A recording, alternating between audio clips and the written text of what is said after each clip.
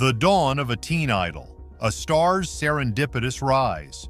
Born Robert Cabot Sherman Jr. on July 22, 1943 in Santa Monica, California, Bobby Sherman was destined to capture hearts worldwide. With his shaggy brown hair, soulful brown eyes, and an effortless charm that radiated warmth, he became the quintessential teen idol of the late 1960s and early 1970s. His journey to stardom began with a stroke of fate in 1964. At 21, Sherman was a college student moonlighting in local bands when actor Sal Mineo invited him to sing at a Hollywood house party attended by industry heavyweights. Armed with just his guitar and raw talent, Sherman performed a folk tune that left the room spellbound. "I was shaking like a leaf," he recalled in a 1994 Tiger Beat interview. Sal leaned over and whispered, "Just sing, kid." That moment changed my life. Within weeks, Sherman was signed as a house singer on ABC's Shindig, 1964 to 1966, a groundbreaking musical variety show featuring rock and roll giants like the Beatles and the Rolling Stones. His boyish enthusiasm and silky voice made him a standout, earning him a devoted following. "Bobby had this magnetic pull," said Shindig producer Jack Good in a 2001 documentary. "He wasn't just a singer, he was a presence." The exposure catapulted him to his breakout role as Jeremy Bolt, a bashful logger with a heart of gold in the Western comedy series Here Come the Brides, 1968 to 1970.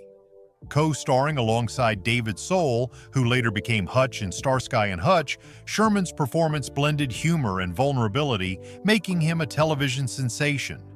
"Bobby brought this authenticity to Jeremy," Soul said in a 2015 interview. "You believed he was that guy, kind, awkward, and full of heart." Sherman's music career, however, was where he truly soared. Signed to Metro Media Records, he released a string of bubblegum pop hits that defined the era. His 1969 single Little Woman peaked at number 1, 3 on the Billboard Hot 100, selling over 1 million copies and earning gold status. "It was surreal," Sherman told Rolling Stone in 1971. "One day I'm singing in my garage, the next I'm hearing my song on every radio station." Other chart toppers followed. "Julie, Do You Love Me?" number 5 in 1970, "Easy Come, Easy Go," number La La La, "If I Had You," number 9 in 1970, 9 in 1969. With 7 gold singles, 1 platinum single, and 5 gold albums, Sherman was a commercial juggernaut. His face adorned lunchboxes, posters, and the covers of Tiger Beat and 16 magazines, and his concerts drew screaming crowds that rivaled Beatlemania. "I once had to hide in a laundry cart to escape a mob of fans in Chicago," he laughed in a 1988 People interview. "They were sweet, but they were relentless." At the peak of his fame, Sherman received more fan mail than any other star on the ABC network, with sacks of letters arriving daily. One unforgettable letter came from a fan named Cindy in Ohio, who sent a life-size cardboard cutout of herself with a note that read, "Marry me, Bobby." "I kept it in my dressing room for luck," Sherman chuckled in a 2005 radio interview. His grueling schedule, filming Here Come the Brides by day, recording albums by night, and touring on weekends, left little time for rest. "It was exhilarating but exhausting," he admitted to the Washington Post in 1998. "I didn't know what home was for 3 years, but the fans made it worth it." Anecdotes from the spotlight, the heart of a star. Despite his stratospheric fame, Sherman remained remarkably grounded, a trait that endeared him to colleagues and fans alike. On the set of Here Come the Brides, he was known for his playful pranks that kept spirits high. "Bobby once hid a whoopee cushion under my chair right before a serious scene," David Soul recounted at a 2010 fan convention. "I couldn't keep a straight face and the director was livid until he saw Bobby grinning like a kid caught stealing cookies." His lighthearted spirit extended to his fans, whom he treated with genuine kindness. At a 1969 concert in New York's Madison Square Garden, Sherman noticed a young girl crying in the front row because she'd lost her ticket stub. He paused the show, signed a new one for her, and dedicated Little Woman to my friend in the blue dress. The gesture became legendary among fans, with the girl, later identified as Lisa Thompson, writing in a 2015 blog post, "Bobby made me feel like I mattered. That moment stayed with me forever." Sherman's interactions with fellow celebrities revealed his down-to-earth nature. In 1970, he toured with the Monkees, striking up a close friendship with Davy Jones. "Bobby was the real deal," Jones said in a 1995 interview. "He'd sing his heart out, then help the crew pack up the gear. No ego, just heart." Another memorable encounter occurred in 1971 when Sherman met Elvis Presley backstage at a Las Vegas show. "Elvis grabbed my hand and said, 'Why, keep singing, kid. You've got soul,'" Sherman recalled in a 2005 radio interview. "I was on cloud nine for weeks. Elvis was my hero." Sherman also shared a sweet moment with Karen Carpenter during a 1972 awards show. "She complimented my voice, and I was so starstruck I could barely respond," he said. "Karen was an angel." One particularly heartwarming anecdote came from a 1970 appearance on The Ed Sullivan Show. Sherman, nervous about performing live for millions, nearly tripped over a cable during a rehearsal. Instead of panicking, he turned it into a dance move, winking at the crew. "That's Bobby," said director Tim Kiley. "He could turn a mistake into magic." Fans watching at home flooded the studio with letters praising his charm and authenticity. A pivot to purpose, from stage to sirens. By the mid-1970s, the relentless pace of stardom began to wear on Sherman. At 32, he was exhausted by the constant cycle of filming, recording, and touring. A guest role as a paramedic on the hit TV show Emergency in 1974 sparked a new passion. "I was fascinated by the real paramedics on set," he told Variety in 2000. "They were saving lives while I was singing about love. I wanted to do something that mattered." Inspired by the role and his experiences as a father tending to his son's minor injuries, Sherman made a bold decision to step away from showbiz. "People thought I'd lost my mind," he said, "but I knew it was the right path." In 1988, Sherman enrolled in emergency medical technician (EMT) training, immersing himself in a world far removed from Hollywood's glitz. He excelled, earning certifications and joining the Los Angeles Police Department (LAPD) as a technical reserve police officer. For over 2 decades, he taught first aid and CPR to recruits, earning the LAPD's Reserve Officer of the Year award in 1999. He also served as a reserve deputy sheriff for the San Bernardino County Sheriff's Department, responding to emergencies with the same calm he once brought to the stage. "There's no rush like saving a life," he told Good Morning America in 2005. "It's better than any applause." One harrowing incident underscored Sherman's bravery. In 1992, he responded to a multi-car accident on a Los Angeles freeway where a young mother was trapped in her burning vehicle. With flames encroaching, Sherman and his team worked frantically to free her. "I kept talking to her, telling her to hold on for her kids," he recalled in a 2010 interview. "When we got her out, she grabbed my hand and said, 'You're my angel. That's why I did it.'" The woman, Maria Gonzalez, tracked Sherman down years later to thank him, unaware of his celebrity past. "He was just Bobby, the man who saved me," she said in a 2018 local news segment. Another colleague, LAPD officer Carla Martinez, shared a story of Sherman's quiet heroism. During a training session, he stayed late to help a recruit who was struggling with CPR. He never mentioned his fame, but we'd catch him humming Little Woman during breaks.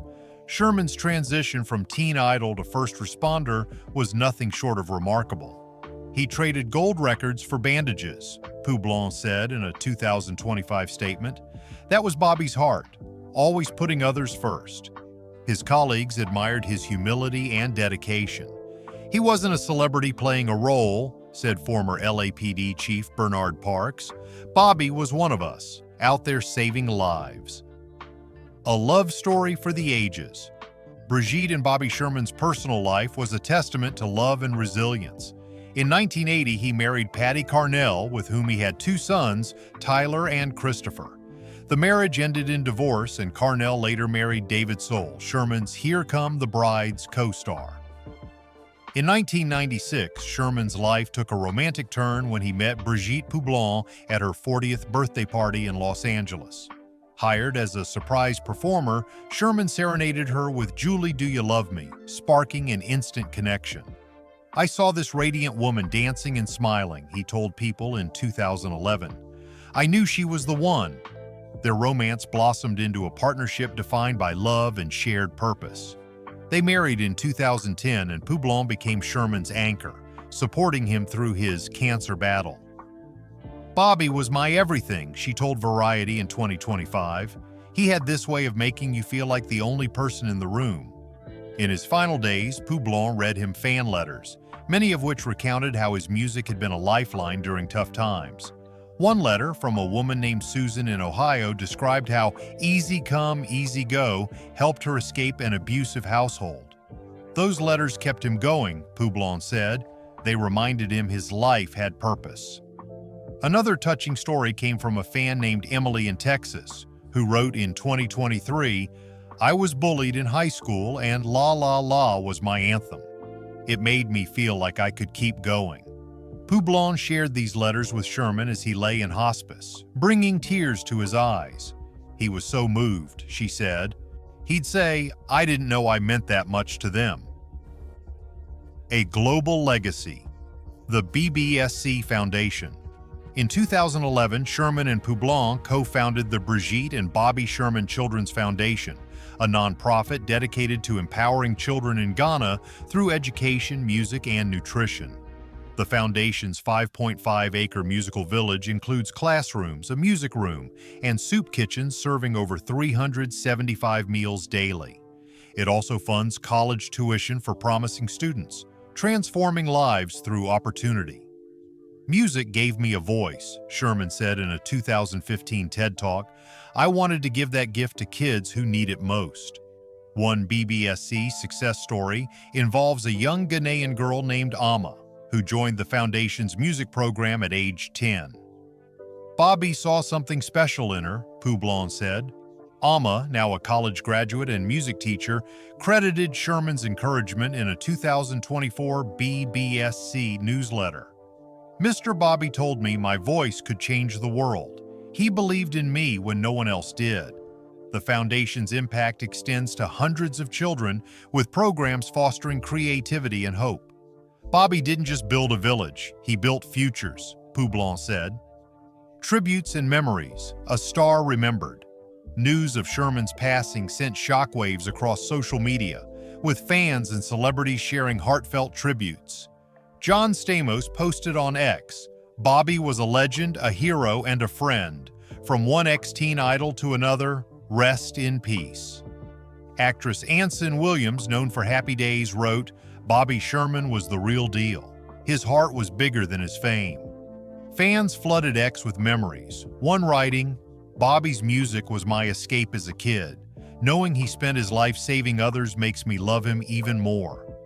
Another fan, Linda from Florida, shared, "I met Bobby at a 1970 concert. He signed my poster and asked about my day. I was 14, and I'll never forget his kindness." Sherman's influence extended beyond his music and humanitarian work.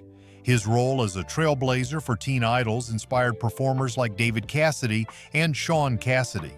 His ability to pivot from fame to service set a powerful example, showing that true stardom lies in impact. "Bobby showed us how to live with purpose," said music historian Mark Bigo. "He wasn't just a star, he was a force for good." A life well lived, a legacy that endures. Bobby Sherman's life was a masterclass in reinvention, compassion, and resilience. From the dizzying heights of teen idol fame to the quiet heroism of a paramedic and philanthropist, he lived with purpose and heart. Survived by his wife, Brigitte Poublon, his sons, Tyler and Christopher, and 6 grandchildren, Sherman leaves behind a legacy that transcends generations. As fans revisit his timeless hits and support the BBSC Foundation, Sherman's light continues to shine. His voice, his laughter, his music, his mission, they'll live on forever, Poublon said. In lieu of flowers, the family requests donations to the BBSC Foundation or simply listening to Little Woman one more time, letting Sherman's voice carry his memory forward. Rest in peace, Bobby Sherman. July 22, 1943.